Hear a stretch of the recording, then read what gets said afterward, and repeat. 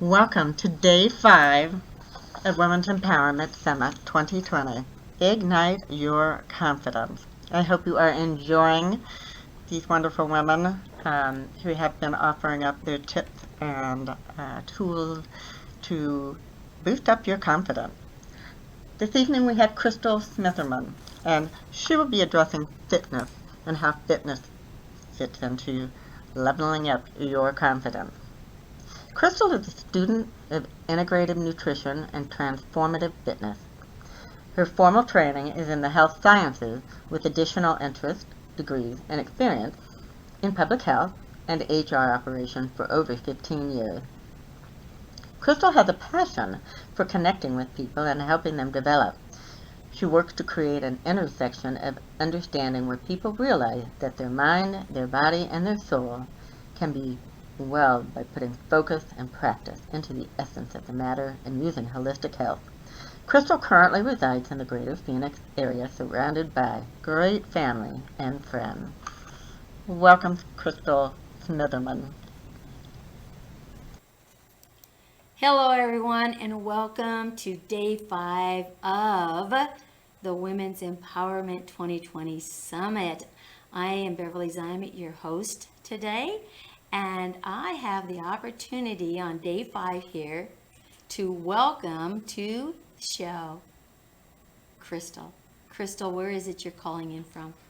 I'm calling in from the greater Phoenix, Arizona area where it's 110 degrees today, but it's beautiful. Oh my gosh. It's beautiful You know, out here. I love the heat, so it's like, oh, I'm in Denver. It's a little cooler here, but that's okay. It's Yeah, okay. beautiful mountains there too. Yes, yes, there really are. There really are. You know, I've been in every state of the union, and I have found beauty in every 50 states and other countries I've been to. I think you make the beauty wherever you go, right? It's true, very Right. true. So today you're going to talk about your F word coming out of confidence is fitness, you know. Fitness. And so how has fitness come into your life and how has that built confidence? You know, can you share with the audience how and why fitness and confidence come together? Well, fitness has come into my life, Beverly, ever since I was young, maybe around age 4 or 5. And I can remember I began dancing in ballet, and my parents had me do some formal dance training and gymnastics. And I always understood the importance of stretching your body out to be prepared to perform or to dance or to train. And a big part of what stuck with me throughout my life was that you could be strong using your own body weight and stretching your own muscles. And then as that just became a part of my physical being, it eventually evolved into, well, let me check out some of this gym equipment and grab some weights. And so those are, in exercise classes, meeting trainers, fitness Right. professionals, it all just grew from there. And of course, I had a hunger to just continue to look at different information and read good articles about what heart rate means and other areas of fitness, how muscles are affected when you get them healthy and make Right. them strong. So Right. Oh, that's great. So you're an actual fitness trainer? I am not certified yet. I am on my way to complete that in a few more weeks, but I'm a student of all things health, wellness, and fitness. So Awesome. I'm learning nutrition, transformation coaching, and fitness. Well, that's a combination. That's a great combination because they really do enhance each other, right? Yes. So, in the fitness training aspect of it, are you focusing on one certain type of exercise, or are you going into like the weightlifting avenue, or the running avenue, or the Tai Chi, or right? Well, I am a runner. My goal is I don't want to be all over the place. I want to be able to give my clients and future clients whatever it is they specifically need. Whether that requires being a jack of all trades, I'm not leaning towards that area. What I am focusing on is what is the mindset of any individual who wants to feel better or be in a condition or state of well-being and being fit just for their own health and their own life. So Right. when I begin to understand what a client, what a person needs from that aspect, then we begin to move forward with what is customized for them in terms of what they can and cannot eat, not from a restrictive standpoint, but just for their bodies. And so, from the fitness aspect, and for being particularly focused on one area or not, don't have a specialty at this time, but more likely whatever gets that person into a state of momentum where they can continue to improve upon their fitness and then gain that confidence because they know Right. they're meeting their goals little by little. Right. So it's almost like you're communicating a needs assessment, right? It's Yes. like, okay, where's your health at? And what kind of transformation are you looking for? What's the outcome that you want? And again, so you find that condition that the body is in because I'm not sure if you are meeting person face to face or if you're on, a virtual Zoom type of thing or just a phone call. Everything has changed so much. It's like upside down, right? And so to be able to know where they're coming from and what's going on, to be able to then, I guess, recommend what's going to be best for their personal overall health and well-being, right? That is very true. Yes. And the way we are in our world now, we do have a lot of virtual connection. Right. And the biggest thing for me, even in just regular Zoom meetings for work, you want to make sure that you're not having people be fatigued from seeing faces in their face all day, but you want to kind of build that have the conversation that lets them feel comfortable where they can say, it's great talking to you. This is what's going on. Right. But a lot of coaching you can find online these days. And I love to watch a lot of people and how they've adapted with what's been happening with the pandemic in terms of just connecting using our devices. Right, and it's an extreme of everything, the normalcy there, there is no normalcy anymore, right? And it's like, oh, thank goodness we got the internet, right? So it's like I tell people, because I live on the road, so I'm continuously going. But hey, if I got high-speed internet, I'm good to go, right? Exactly. Anywhere in the world, just plug into the satellite or whatever is fueling whatever is there, right? Yeah, Which is yeah. great, and so, but the disconnect for the human element and relationship, and working out, and a lot of times, and again, we're going to the discipline. I want you to talk a little bit about that discipline, when it comes to, you're working out and how that has been impacted because, now you're not there to put them on a machine or whatever. So how do you instill that in people to get that exercise, and that fitness, going? What do you do with your clients that way? So one thing that I understand, of course, as a student of this business, it's very important to decide how motivated someone is or what kind of information they already have in their head. Reward systems work very well. And there's something called a non-scale victory. I like to call them NSVs. A non-scale victory is pretty much any improvement that you can see that doesn't involve your weight on a scale. And it might be your clothes fitting different.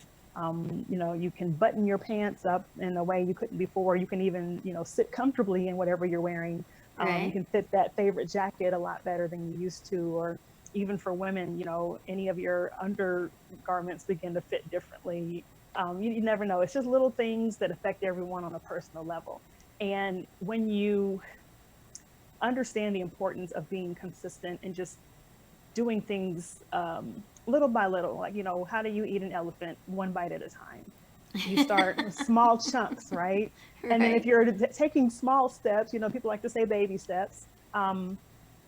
As you begin to be consistent in small ways, that's where you find the success. And when we talk about confidence, a lot of what begins to build is that momentum where I'm attaining my goals here.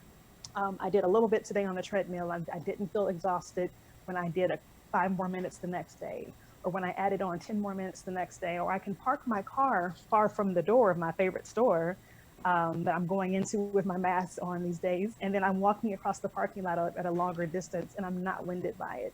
Those are little things that are significant. And I call those the rewards because that helps people to see, if I keep this up, I'll continue to feel better. I'll continue to be able to walk without being winded.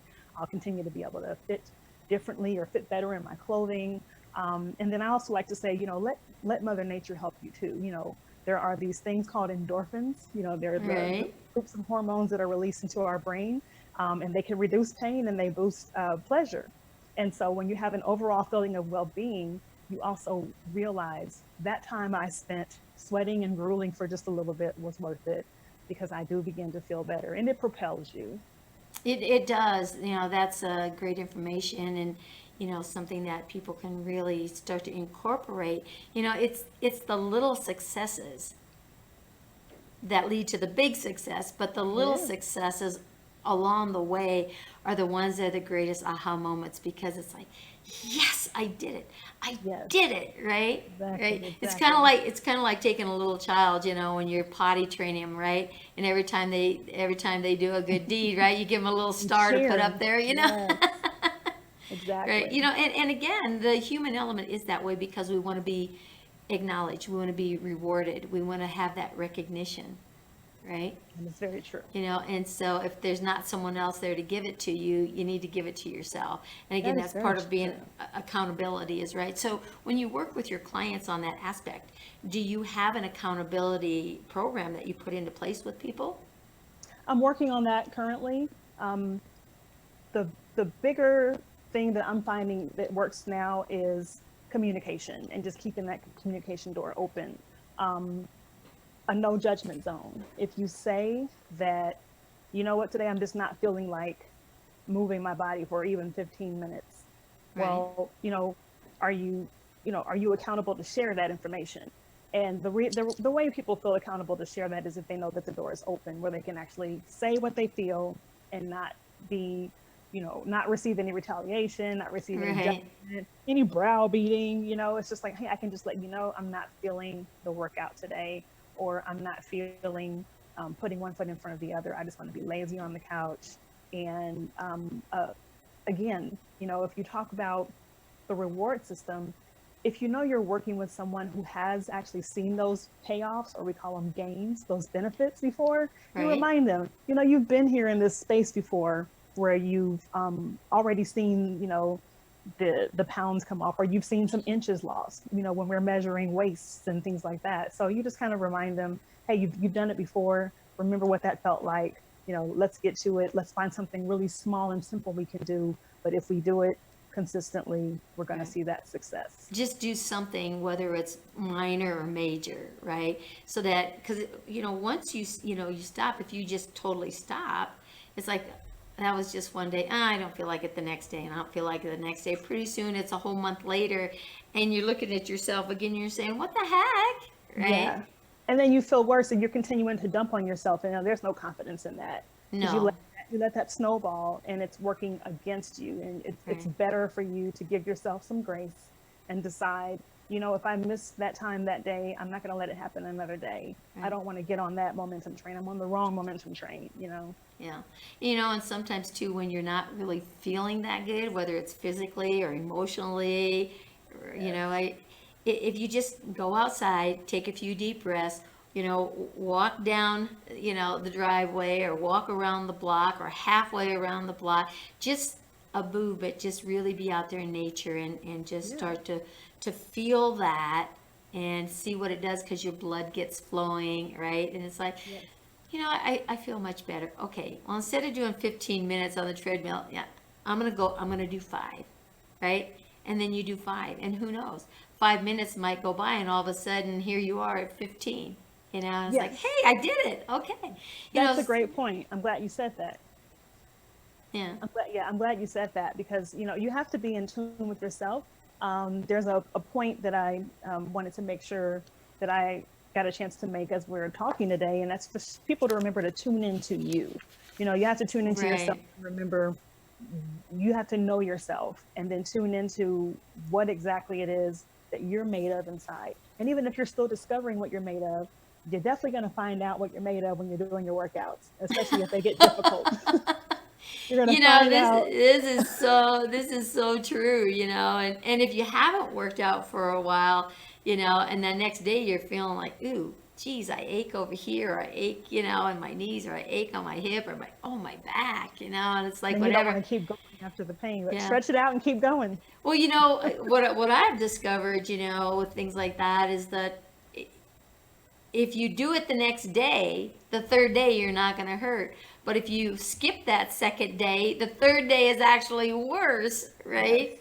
So, but your body begins to acclimate, right? Is that it? Yeah. It does. It does. And there's a important thing I mentioned in a little tip sheet that I have where you stretch. You give yourself a chance to stretch out your muscles, your joints, give your body a chance to just spread out a little bit from all of the tightness that you've been doing.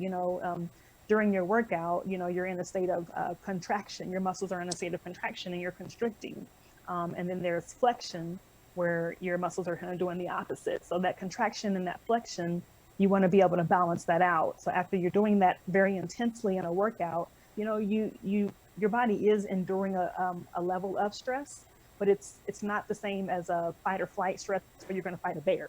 Right. It's more of a level of stress where I'm working my muscles and I'm pumping blood through my entire circulatory system.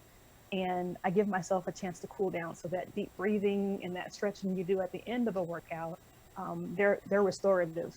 So you start out with a stretch and then you end with a stretch. Is that?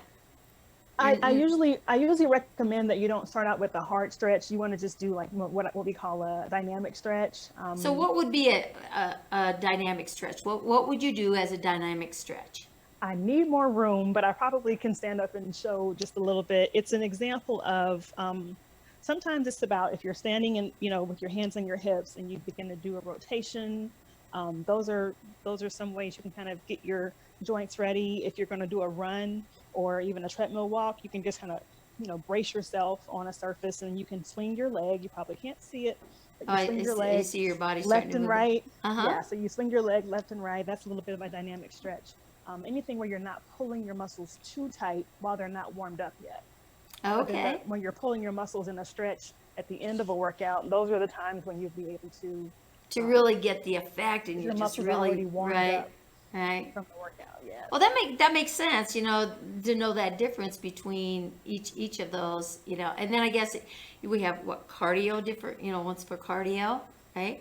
And Cardio one and for strength. the strength and core.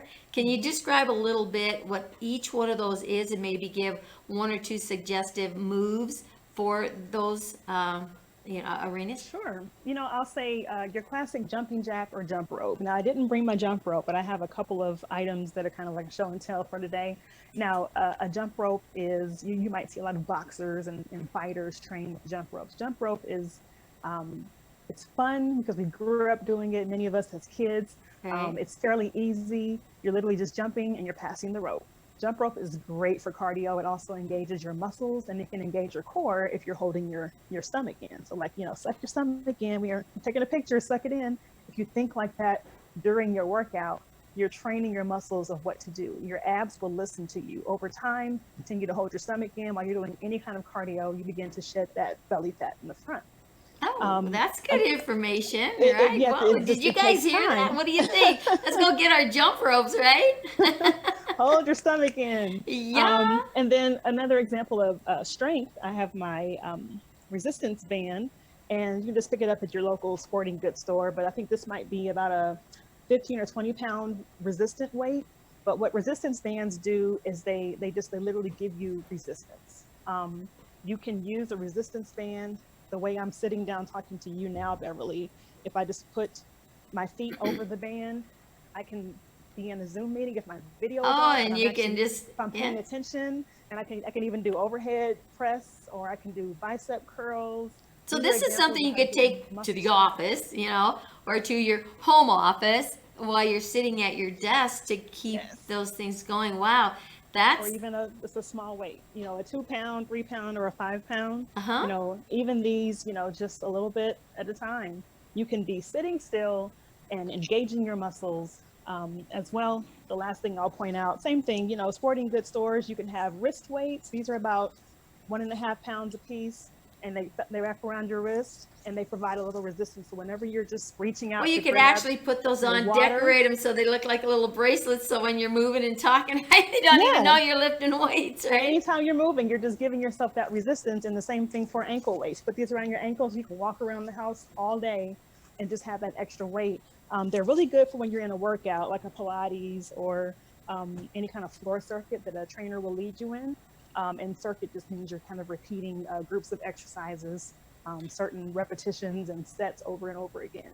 So would they be, good to wear like your wrist bracelets and, weights and the ankle weights like when you're out walking? Would Absolutely. Absolutely. Anytime you can give your body some additional resistance, even if you're just doing a regular swing while you're walking, whatever causes your muscles to work a little harder, and not even to exhaustion, but a little harder over time, will be, it's that small consistency we talked about. Right. When you can be consistent, and take small steps doing it over time, that builds up. And then you just, like I said, for goal attainment, you look up and say, I've met a goal. I'm a little stronger in my arms because I just had on a 1.5 or 2 pound weight around my wrist, doing normal things, or taking my walk just to, take in some nature. Right. And you can add some strength to that. Yeah, I was talking to a person one time about that. You say, if you don't want to go out and invest in weights and everything, go into your cupboard. If you have any kind of canned goods or if you have bottled water, you put those in your hands and start moving away, right? I had a trainer that used to do home workouts. A lot of our work from home situation involved a break in the day. Mm-hmm. And you just get a broomstick, a gallon of water on each end of the broomstick, and there's a certain way you have to secure it and be careful, but you can actually, I'm not recommending that you press the broomstick with the gallons of water over your head, but there's a way that you can just, take a couple of gallons of water and then, cause that resistance for yourself. And a gallon of water weighs 9 pounds. So you've got a 9-pound weight there, and you definitely have to secure it on that broomstick. You can get creative, even when you are isolated, not able to go into those avenues where you can, purchase those things. And if you don't want to, invest in that, get creative with things around the house, right? Exactly. It's kind of like, no excuse fitness. I like that. No excuse fitness. There's a company that I've been following. I've been doing some circuit workouts with them, and they're a great group of ladies, and they're called Excuse Free Fitness. But that just popped in my head just now. But yeah, no excuse Right. to find ways to challenge yourself, just Right. a small amount, and be consistent with that. Say, what, today I added some extra weight on my arms while I carried laundry back and forth. That's going to matter over time if I Right. keep doing it. Small wins, you can see gains from small wins. Exactly. Yeah. So throw the detergent bottle in your clothes when you're carrying them up the stairs, right? And then take it back down, right? Yes, but if it's too much for no injuries while you're trying to use everything at home. But the point is the same. You can do things at home Right. and find your way to be fit. Right. It's just about knowing that you can do it, getting creative with the ideas, and seeking help from a professional or someone that's got some training in the area that can guide you in the right way so you don't injure yourself. But the most important thing is just to do it. There you said it right there. Be a Nike and just do it, right? Yes. Yes. So don't make an excuse, well, I don't have weights and I don't have this and I don't have that. How committed does that make you, right?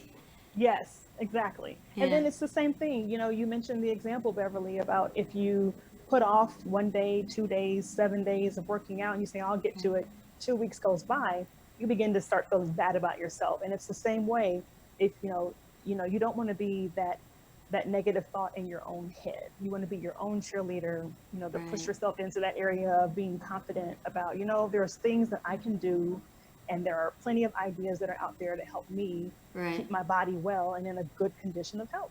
And again, it goes back into your mindset.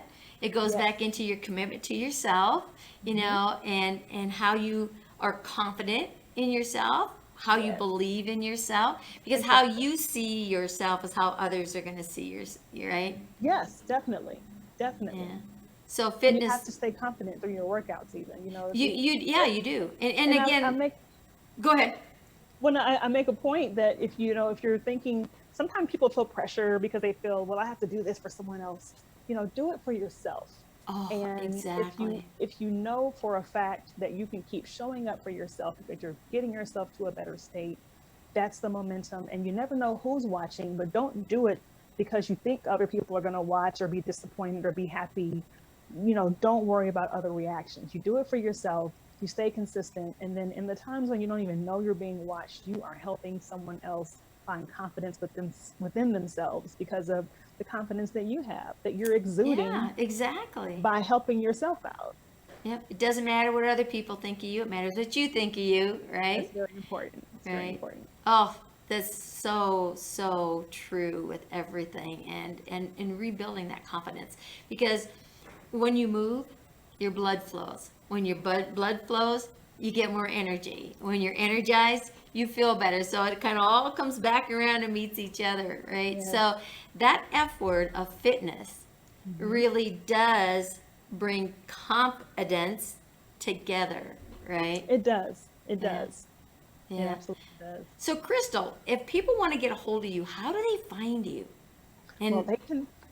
go ahead. They can find me. Right now, I'm building my connections on LinkedIn in terms of just reaching out with people. So I'm starting there, and you can find me on LinkedIn.com. I'm Crystal L. Smitherman, and you'll see my name and information if you haven't already. I can be reached at 623-295 9151. Sorry, 623-295-9151. And then my email address is wellspringcoaching16@gmail.com.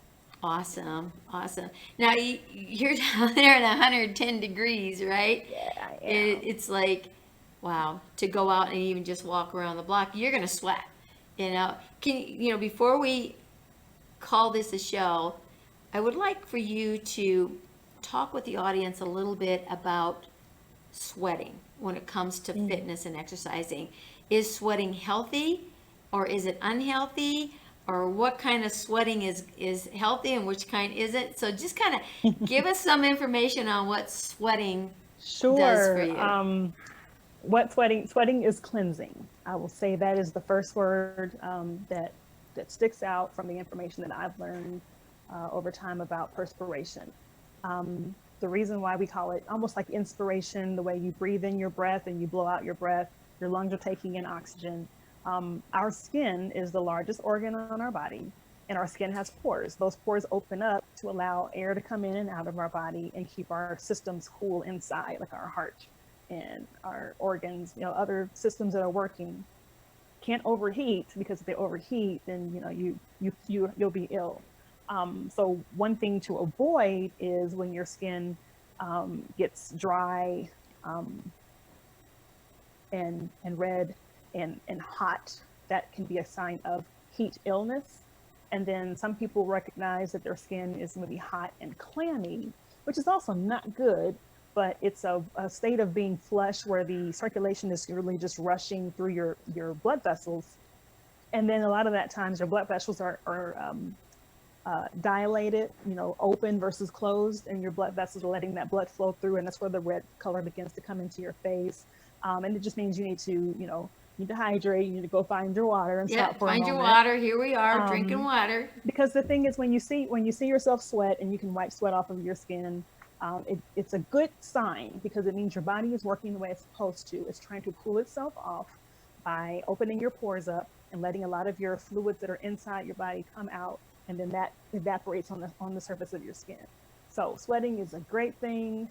It means that you're alive. It means that your cells your blood is circulating through your body, and that your body is just sending a message to say, let's stay active, let's continue to engage, but let's also not overheat. So, one example of being out here in the dry desert heat and the sun, it's very intense in the sun. So you definitely have to stay covered. But when you're out in the intense heat, there's a lot of dryness in this particular environment.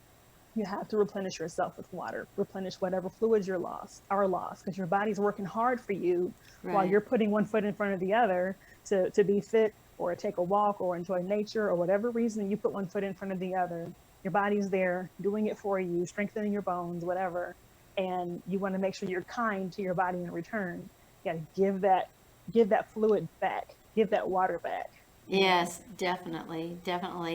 And one other thing on sweating, because I know it removes toxins from your body, because they're going to come out, right?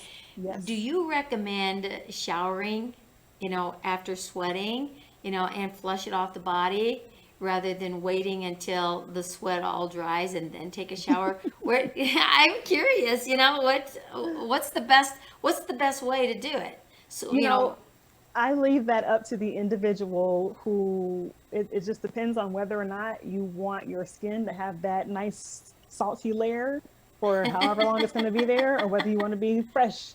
No judgment. It's really about the fact that you've lost that salt and that water and that you replaced it is the most important thing. But it feels good to have a shower to wash all of that off when you're finished putting in that hard work, and then just replenishing, like I said, the water from the inside out. But yeah, I've never learned or even spoken to folks in the field that talk about if timing works or not. It's just a matter of when you want to wash all the salt off your body, because it is salt. Like you said, the toxins come out. right.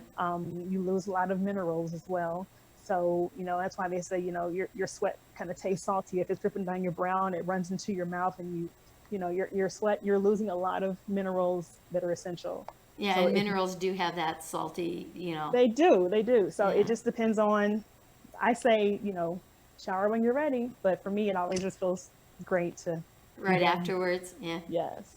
Yeah, I was just interested to see it, and what you're saying, what I'm hearing you're saying is that from a health standpoint, it doesn't matter whether you do it immediately after or if you do it at a later time.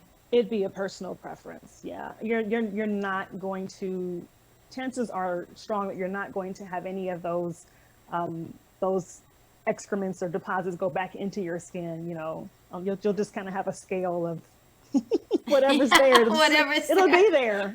So take some time to get it off after a while. Yes. Yes, there you go. Oh my goodness, Crystal, this is so exciting, and I love, talking about, fitness and stuff, because it really is a part of that confidence level. Because when you feel good and your blood and your energy is moving, it just really shifts not only your confidence level, but how you really feel about yourself. Right? It is In all very much avenues. so. So Yeah, and how you feel about yourself in life is how you go forward and give to other people as well. You're exactly. doing your best for yourself, and you can give your best self to others. Perfect. Thank you again so much for joining us. Thank you, And Beverly. we will see you possibly at the next summit. Who knows? We might have another one of these, or 2 or 3, right? Yeah, these are great, so I hope we keep having them. Thanks So for having me. everyone, it was our pleasure.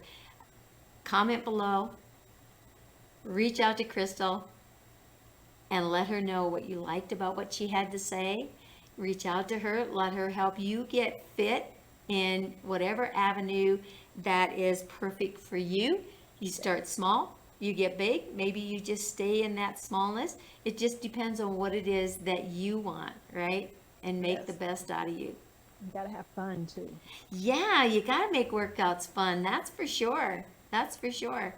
So thank you again, Crystal, for being here. And we will see everyone tomorrow night on the next show. Bye bye.